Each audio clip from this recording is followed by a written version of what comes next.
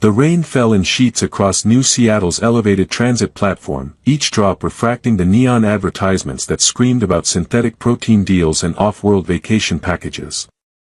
Elias Verne stood beneath the inadequate shelter, watching water cascade off the edge of the platform into the perpetual fog 200 meters below. Somewhere down there, the old city slumbered, drowned in smog and nostalgia. Up here, humanity's future allegedly thrived, though Elias found it hard to see the difference between thriving and merely surviving. The 6:47 transit pod was late again. 17 minutes and counting. He'd filed 8 complaints with the municipal AI this month alone, each one cheerfully acknowledged and promptly ignored. The same automated voice promised improvements were coming, had been coming for 3 years now, would apparently be coming until the heat death of the universe. "Excuse me," a voice said beside him, soft and uncertain. "Are you my father?" Elias glanced over, expecting another panhandler with a creative pitch. Instead, he found himself looking at a young woman holding a photograph in trembling hands, her dark hair plastered to her face by the rain. She couldn't have been older than 25, dressed in clothes that had seen better decades, her eyes an unusual shade of violet that caught the neon glow. And her ears, those long, gracefully curved ears that marked her as something other than entirely human. "Sorry, no," Elias muttered, turning back to watch for the transit pod's lights in the distance. Another Kalian, probably. They'd been integrating into Earth's population for 30 years now, ever since first contact had turned humanity's understanding of the universe delightfully upside down. The young woman moved on to the next person, an executive type who couldn't have been older than 30 himself, furiously swiping through holographic spreadsheets that only he could see.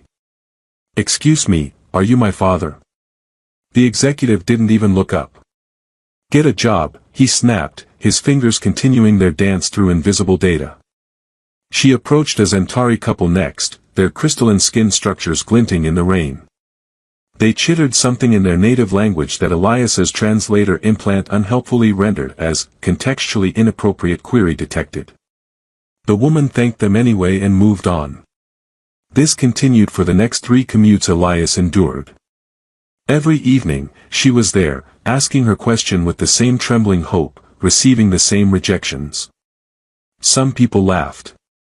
Others offered her credits, mistaking her for a beggar.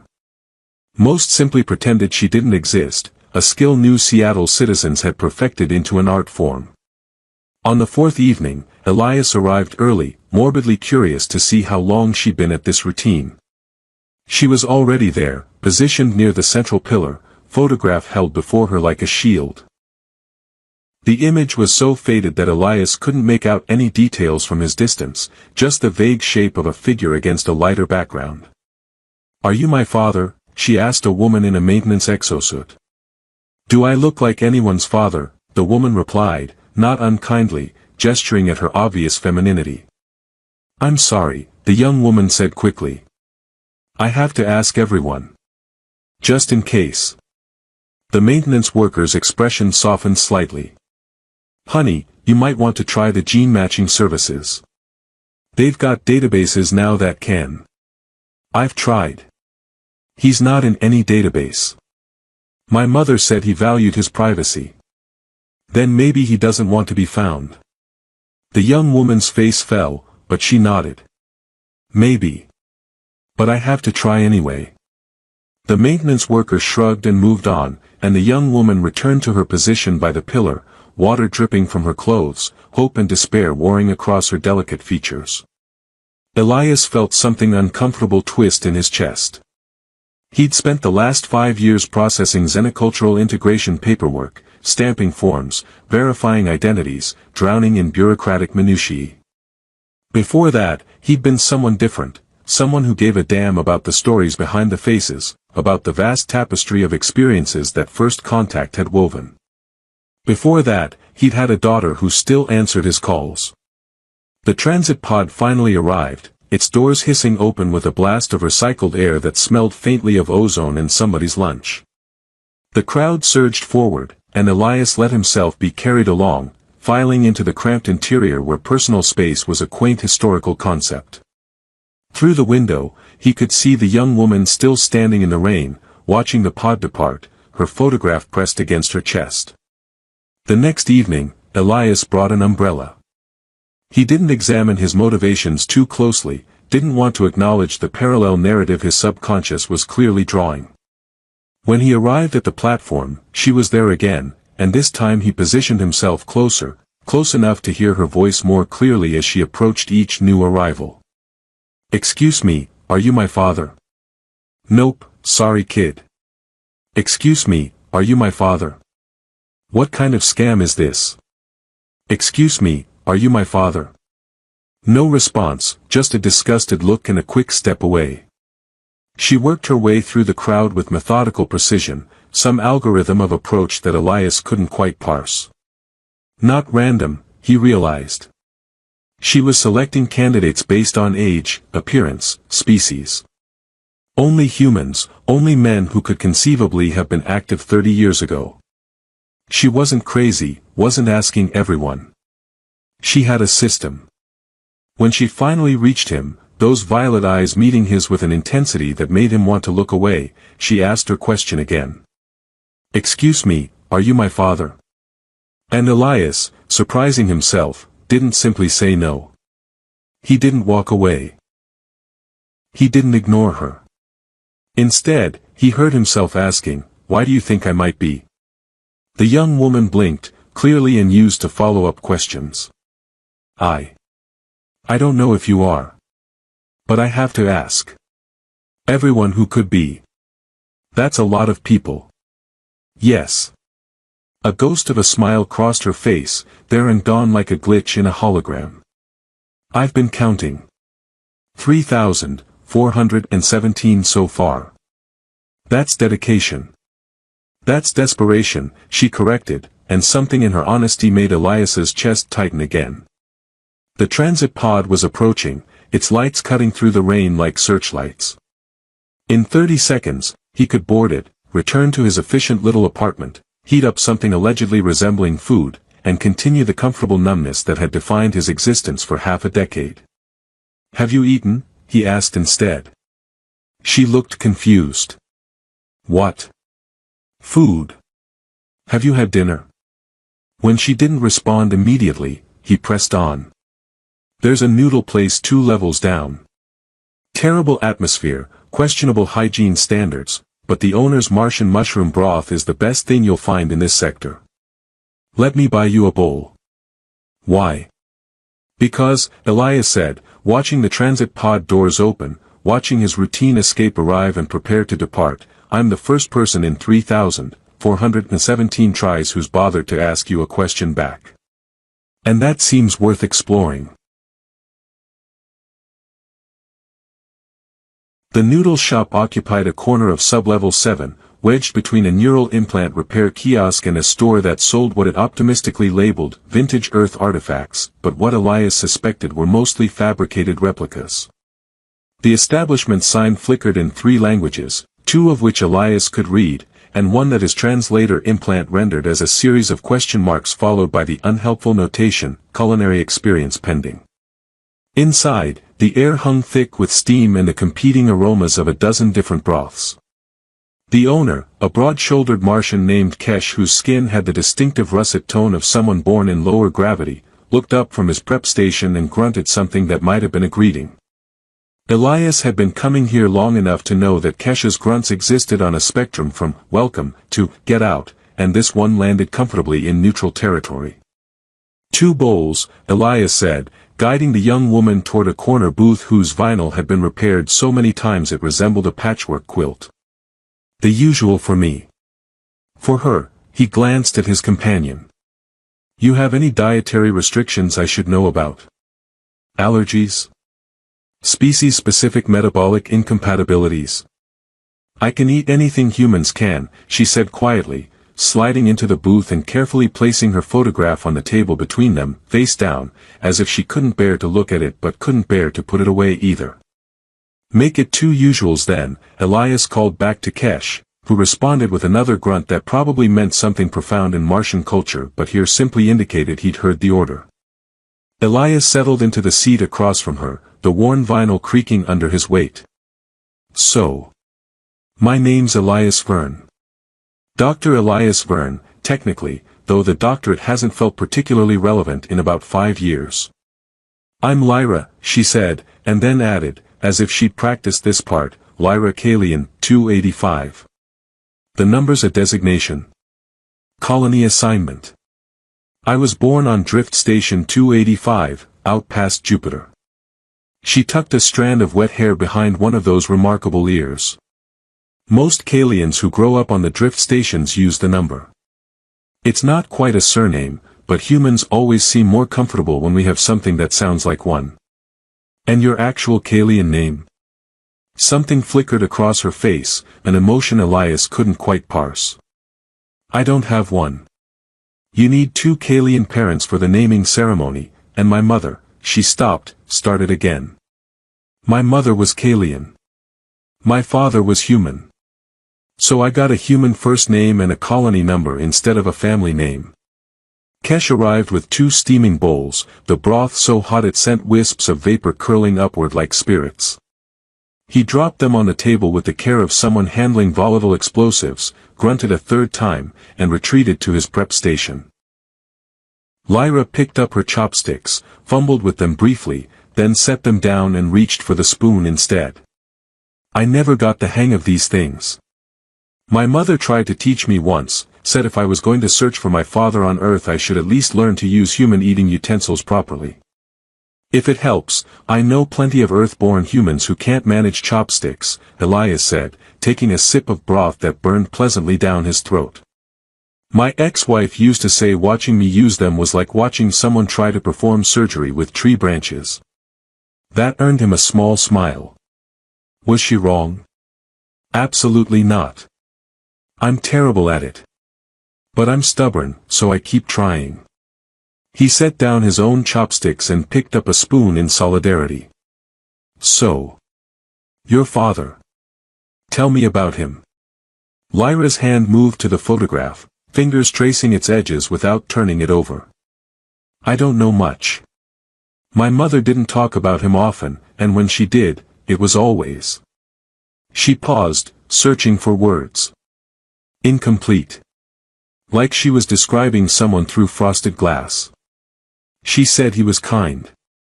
That he made her laugh. That he had to leave before he even knew she was pregnant, and by the time she tried to find him, he'd disappeared. Disappeared how? She wouldn't say.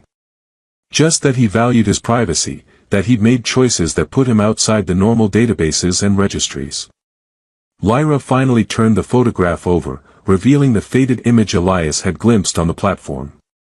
Even up close, it was frustratingly vague, a silhouette of a man against what might have been a lunar landscape, the details eaten away by time and poor storage conditions.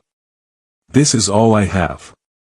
She kept it in a shielded box, but even that couldn't stop entropy forever. Elias pulled out his handheld device, a battered piece of tech that had survived 3 different upgrade cycles through sheer spite. May I? Lyra slid the photograph across the table. Elias activated his device's scanner, running the image through enhancement protocols that were laughably outdated but occasionally still useful. The device hummed, processing, and then displayed a series of error messages that essentially amounted to, I have no idea what I'm looking at. Well, that's helpful, Elias muttered. He tried a different approach, accessing the municipal archives, searching for any records of human-Kalian partnerships during the relevant time frame. The device hummed again, longer this time, and then crashed completely, its screen going dark before rebooting with an apologetic chime. Lyra let out a sound that might have been a laugh or a sob. That happens a lot. I've tried every public database, every gene matching service, every genealogy AI. They all either crash, find nothing, or tell me there are 17 million possible matches across the solar system. 17 million. Elias raised an eyebrow. That seems imprecise. The AIs aren't good with partial data. They'd rather give you too many options than admit they don't know. She spooned some broth into her mouth, closing her eyes briefly. This is really good, by the way. Kesha's secret is he doesn't actually cook with Martian mushrooms, Elias confided. They're a fungal hybrid he grows in the back room under conditions that probably violate several health codes. But yes, it's excellent. They ate in silence for a moment, the sounds of the noodle shop filling the space between them, other diners slurping their meals, Kesha's rhythmic chopping, the hiss of broth being poured, the occasional argument conducted in languages Elias's implant struggled to interpret. "Can I ask you something?" Lyra said finally. "Why did you stop? On the platform, I mean. Why didn't you just say no and get on the transit pod like everyone else?" Elias considered lying, offering some comfortable fiction about general kindness or anthropological curiosity. Instead, he found himself telling the truth. "Because I have a daughter." Had a daughter. Have, the grammar gets complicated when someone stops speaking to you. He took another sip of broth, buying time. "Her name's Maya. She's 26 now, doing xenobotany research on Titan last I heard." Elias's apartment occupied the 43rd floor of a residential tower that had been built during the optimistic early days of First Contact, when architects still believed in concepts like adequate natural light and noise insulation. The reality had fallen somewhat short of those aspirations. The window looked out onto another tower exactly 7 meters away, and his neighbors apparently believed that 2 a.m. was the ideal time to practice what his translator implant identified as either Zentari meditation chants or mating calls. He'd never been brave enough to ask which. "Sorry about the mess," Elias said, keying open the door and immediately regretting the apology. Saying sorry implied the mess was temporary, a brief lapse in otherwise orderly living. The truth was that chaos had achieved a kind of equilibrium here, boxes of old research materials creating geological layers that archaeologists of the future might study to understand the decline of one man's ambitions. Lyra stepped inside, her eyes widening. "You have actual books." Had a colleague who insisted physical media was the only reliable storage format. Kept ranting about bit rot and electromagnetic pulses. "I thought he was paranoid until the Great Archive crash of 43. Elias gestured at the towers of bound paper stacked against one wall. "Turns out he was just prepared." "Can I?" Lyra moved toward the nearest stack, fingers hovering reverently above the spines. "I've never actually touched a real book before. The drift stations had digital libraries only. Help yourself. Just don't reorganize anything. I have a system." "This is a system." Lyra glanced around at the apparently random distribution of objects throughout the space. "An archaeological system. The deeper you dig, the further back in my life you go. It's very scientific." Elias cleared a stack of takeout containers from his desk, revealing a workstation whose technology was only slightly more current than the books. "Now, let's see what we can do with that photograph of yours." He pulled up a chair for Lyra and began connecting various devices, most of which protested being asked to communicate with each other. His main terminal grudgingly acknowledged the existence of his enhancement scanner, which in turn had a complicated relationship with the backup drive containing his old research files. "Is it supposed to make that sound?" Lyra asked as something inside the terminal began whirring ominously. "Only when it's thinking hard. Or dying. Sometimes both." Elias coaxed the system into cooperation through a combination of technical knowledge and what could only be described as percussive maintenance, 3 sharp raps on the side panel that somehow resolved a connection error. "There. Now, let's try some actual enhancement algorithms instead of the consumer-grade nonsense on my handheld."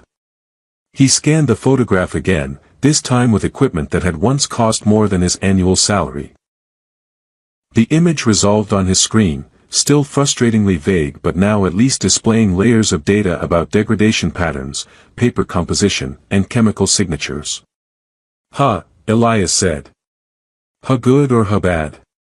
"Huh interesting. This paper, it's not standard Earth stock. See these mineral traces? That's lunar regolith composite. This photo was printed on Luna, probably at one of the tourist kiosks they used to have at the major landmarks." Lyra leaned forward, her shoulder brushing against his. My mother never mentioned Luna. She always said they met at a cultural exchange event, but she never said where. Cultural exchanges happened everywhere after first contact, but the moon was a popular spot. Neutral territory, symbolically significant, and the low gravity made it accessible for species who found Earth's pull uncomfortable. Elias zoomed in on the background of the photograph.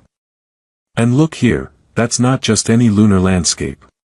That curvature, that shadow pattern. I think that's Earthrise as seen from the Armstrong Memorial. You can tell that from shadows. I spent 6 months on Luna doing fieldwork. You learn to recognize the views. Elias pulled up a historical database, searching for records from the Armstrong Memorial during the years around Lyra's birth. The memorial was one of the first places open to alien visitors. Humanity's greatest achievement, offered up as a welcome gift to our new neighbors. Very poetic. Also very crowded. The database loaded slowly, its progress bar filling with the enthusiasm of continental drift. Elias drummed his fingers on the desk while they waited, aware of Lyra's presence beside him, the way she held herself perfectly still as if afraid that moving might shatter this fragile hope. So, he said, trying to fill the silence. Tell me about the drift stations. I've read about them, obviously, but reading and hearing are different things. Lyra seemed grateful for the distraction. Station 285 was mid-sized, about 15,000 permanent residents, maybe twice that in transients passing through on their way to the outer colonies. Half Kalian, a quarter human, the rest a mix of basically everyone. We lived in the rotating sections for artificial gravity, though some of the Kalians preferred the zero-G core. And being half human there, was that difficult? Yes and no. The stations were used to mixed families by the time I was growing up. But there's this thing Kalians do, a kind of harmonic resonance through our ear structures. We can hear frequencies humans can't, communicate in ways that don't translate to human speech. She touched one of her elongated ears self-consciously. I can hear it, but I can't reproduce it properly. So I was always almost Kalian, almost part of the conversation, but never quite there. And the human community? Thought I was exotic when they were being polite, called me elf girl when they weren't. She smiled, but it didn't reach her eyes. I spent a lot of time in the observation lounges, watching Jupiter, wondering about my father. My mother said he used to talk about Earth's oceans, how he missed them. I'd look at Jupiter's storms and try to imagine liquid water, waves, all that blue. It seemed impossible. The database finally loaded, displaying thousands of entries. Elias refined the search parameters, filtering by date, location, and documented human-Kalian interactions. The list shortened but remained discouragingly long. Okay, we've got 237 recorded visits by Kalian nationals to the Armstrong Memorial during the possible conception window, Elias said. Cross-referencing with humans present during those same periods gives us, oh, that's not helpful. How many? Several thousand. The memorial was one of Luna's biggest attractions. Elias leaned back, thinking. But we can narrow it down. Your mother came to the memorial, met your father there. That suggests she was part of an official delegation or cultural program, not just a tourist. Those programs kept better records. He dove back into the database, this time searching for formal exchange programs. Lyra watched over his shoulder, her breathing quiet and measured, as if she was afraid to disturb whatever magic Elias was working. Here, he said finally. The First Light Initiative. 3-month cultural exchange program, 20 Kalian participants, 20 human guides. It ran for 18 months total before funding dried up. And look, there's a photo archive.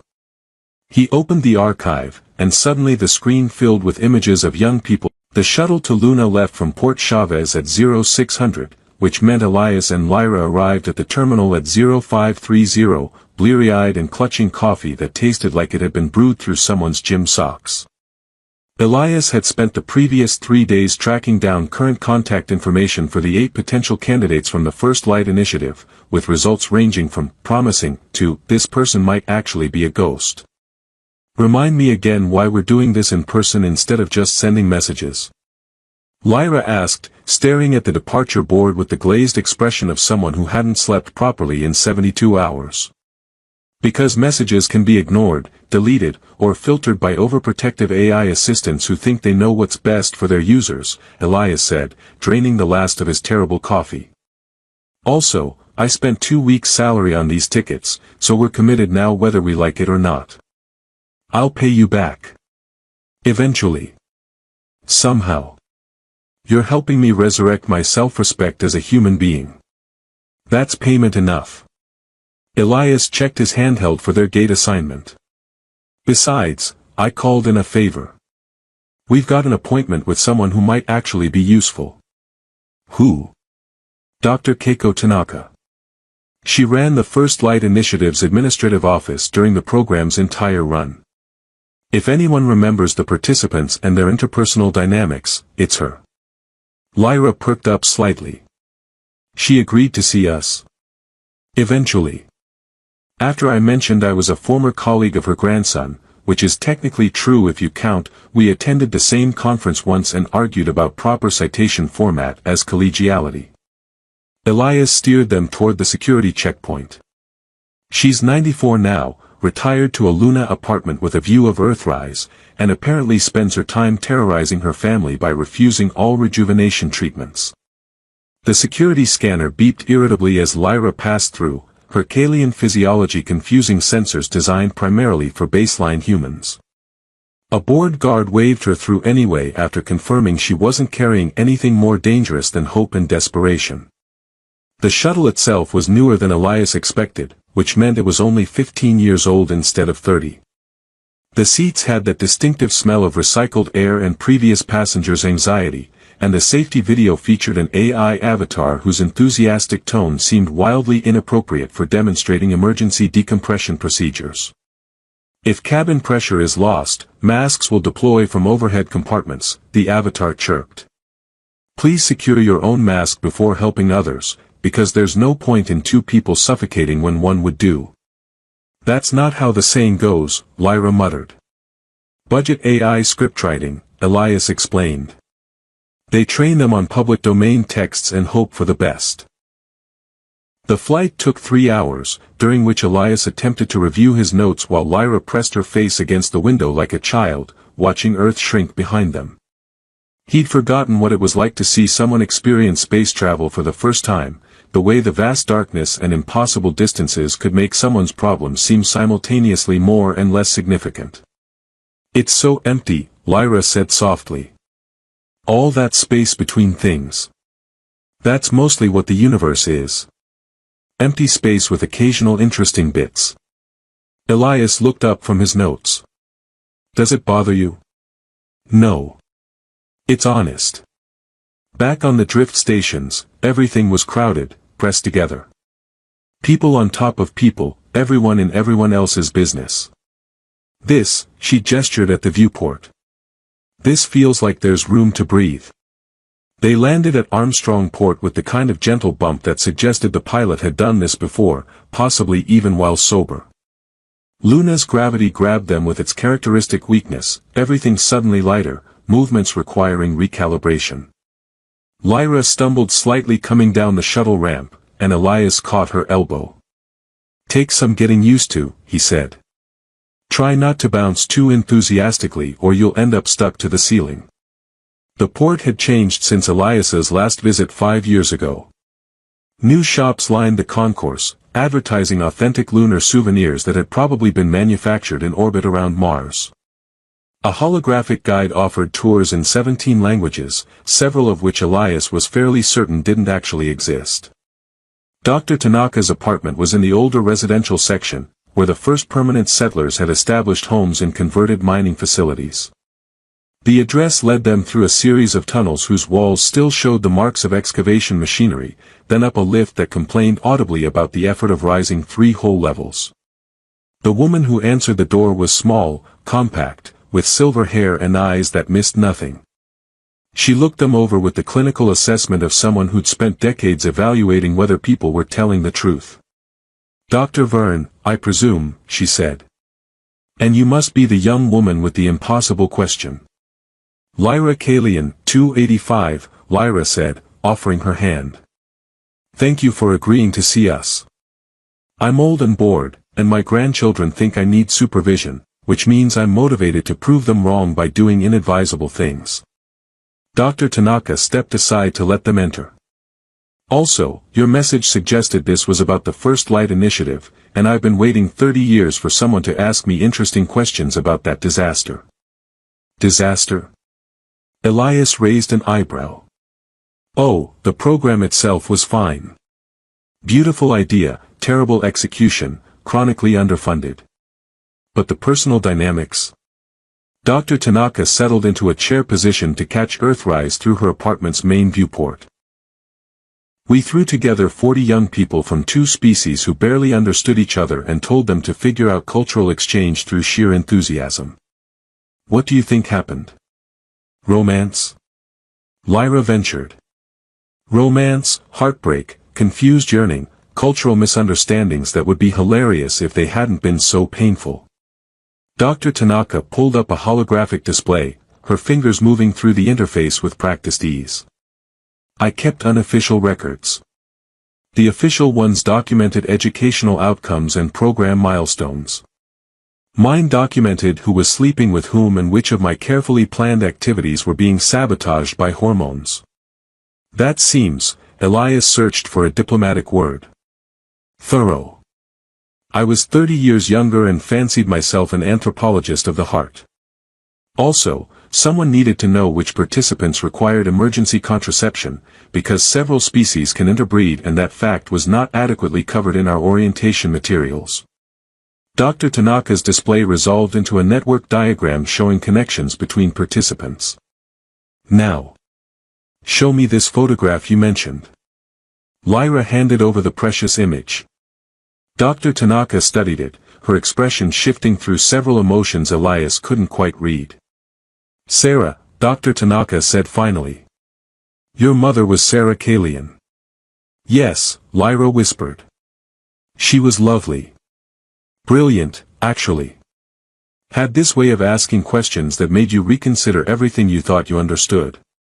Dr. Tanaka zoomed in on a section of her network diagram. "And she was involved with 3 different human participants over the course of the program, because apparently my lectures on complicated emotional entanglements went in one elongated ear and out the other." 3. Lyra's voice cracked slightly. "Not simultaneously, if that helps. And one was more of a week-long infatuation that ended when they discovered they had fundamentally incompatible views on whether pineapple belonged on pizza." Dr. Tanaka highlighted 3 names on her diagram. Michael Torrens, Nathan Cross, and Martin Webb. "Any of those names familiar?" Lyra shook her head. "My mother said she called him something private. A nickname maybe." "Well, that doesn't narrow it down. Everyone had nicknames back then. Michael went by Mick or Torch depending on whether you were being friendly or referencing the time he accidentally set fire to the habitat's hydroponics bay. Nathan was Cross to everyone because calling him Nathan felt too formal. And Martin," Dr. Tanaka paused. "Martin didn't really do nicknames. He was serious, intense. Sweet, but carried the weight of the world on his shoulders." "Which ones?" The Armstrong Medical Center occupied a converted lava tube on Luna's far side, where Earth never rose and the stars burned without atmosphere to soften them. Elias and Lyra stood outside the main entrance for 10 minutes before either of them found the courage to go inside, watching medical staff and patients flow past them like water around stones. "We could come back tomorrow," Elias offered, knowing even as he said it that tomorrow would be just as terrifying. "No. We do this now." Lyra squared her shoulders, touched the photograph in her pocket like a talisman, and walked through the sliding doors before fear could reclaim her. The receptionist, a Zentari whose crystalline structure refracted the overhead lights into tiny rainbows, informed them that Dr. Webb was finishing his shift but would be available in the staff lounge in approximately 15 minutes. She said this with the kind of cheerful efficiency that suggested she had no idea she'd just sentenced two people to a quarter hour of existential dread. They found seats in a waiting area that someone had attempted to make welcoming through the aggressive application of potted plants. Most of the plants were doing that thing plants do when they're technically alive but philosophically opposed to the effort. "I think that fern is judging us," Elias said, pointing at a particularly droopy specimen. "The fern has a point. This is insane." Lyra was shredding a tissue in her hands, reducing it to confetti through nervous energy alone. "What am I going to say? Hello, are you my father? No, that's too blunt. Excuse me, did you know my mother? That's worse. Hi, I'm possibly your daughter from a relationship you might not remember. Oh God, Elias, I can't do this. You've asked 3,417 people if they're your father. This is just one more. This is completely different and you know it." She looked at him with those violet eyes swimming in panic. "All those other times, I knew the answer was no. This time it might be yes, and I don't know which is more terrifying." Elias understood more than he'd admit. He'd been carrying his own handheld in his pocket for 3 days now, his daughter's contact information pulled up, his thumb hovering over the call button during moments of borrowed courage that evaporated before he could commit. "You want to know what I think," he said. "I think we're both cowards who've gotten very good at elaborate avoidance strategies. I think you could ask strangers forever without ever risking real rejection, and I could tell myself I'm giving Maya space when really I'm just scared she'll confirm I'm as worthless as I believe. That's depressing. It's also true. And the thing about truth is it doesn't care whether we're ready for it." Elias pulled out his handheld, stared at Maya's name on the screen. "So here's what we're going to do. You're going to talk to Dr. Webb. And I'm going to call my daughter. And we're both going to stop hiding from the answers that scare us." Before he could reconsider, before the familiar paralysis could reclaim him, Elias pressed the call button.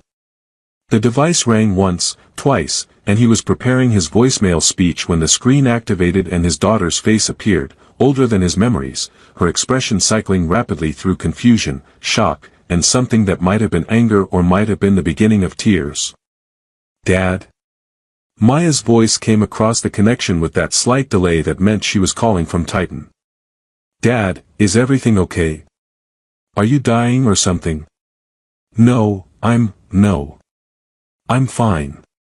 I'm sorry. I shouldn't have just called without. You haven't called in 3 years. I figured you'd either died or joined a cult. Neither. Just being a coward." Elias was aware of Lyra watching him, drawing strength from his attempt at courage. "Maya, I need to say something and I need you to let me finish before you hang up, okay?" There was a pause, long enough that he thought she might disconnect anyway. Then, "Okay. I was a terrible father. I chose work over you, over your mother, over everything that mattered. I missed your graduation because I thought understanding alien cultures was more important than understanding my own daughter. And by the time I realized what I'd lost, you were gone, and I convinced myself you were better off without me screwing up your life further." The words came faster now, 3 years of unsaid things tumbling out. "But I was wrong. You weren't better off with me being absent. Maybe you weren't better off with me being present either, but at least then we had a chance. And I threw that away because I was scared of being inadequate, so I became absent instead, which is just inadequacy with extra steps." Maya was crying now, silent tears that she didn't bother wiping away. "You missed my wedding too. Last year. I sent you an invitation. I got it. I stared at it for 2 weeks and then convinced myself you'd only sent it out of obligation." Elias felt his own eyes burning. "Who did you marry?" "Her name's Suki. She's a xenobotanist, same as me. We met studying the ice fungi in Titan's subsurface oceans. Maya's voice wavered. She wanted to meet you. I told her you probably wouldn't come anyway. I'm sorry. God, Maya, I'm so sorry. I know. I've always known. She wiped at her face with her sleeve. Mom said you loved us in your broken way, that you just didn't know how to show it without it looking like abandonment. Your mother was always smarter than me. Yeah, she was. Maya managed something close to a smile. So why call now? After all this time? Elias glanced at Lyra, who was clutching her photograph and trying to pretend she wasn't listening to every word. Because I met someone who's been searching for her father for 8 months, asking thousands of people if they might be him, risking rejection over and over because knowing is better than wondering. And I realized I've spent 3 years wondering if you'd forgive me instead of having the courage to ask. I forgive you, Maya said quietly. I forgave you a long time ago, you idiot. I just didn't know how to tell you that without it meaning we were okay, and we weren't okay. We're still not okay. But we could work toward okay. Maybe. If you promise to actually try this time. And maybe come meet Suki. She's really great, Dad. You'd like her. I'd love that. Elias felt something in his chest that he'd almost forgotten, hope, mixed with terror, flavored with the possibility of redemption. I'm on Luna right now. When I get back to Earth, I'll figure out passage to Titan. It might take a while to arrange. I'll send you the travel information. And Dad? Don't make me wait 3 more years. I won't. I promise. After they disconnected, Elias sat for a moment, his hands shaking slightly, aware that he'd just done something either incredibly brave or incredibly stupid. Possibly both. Lyra reached over and squeezed his hand. That was good, she said. Terrifying, but good. Your turn, Elias said, and as if summoned by the declaration, a man in a white coat emerged from the corridor, consulting a tablet with the focused attention of someone avoiding eye contact with waiting areas full of potential problems. Dr. Martin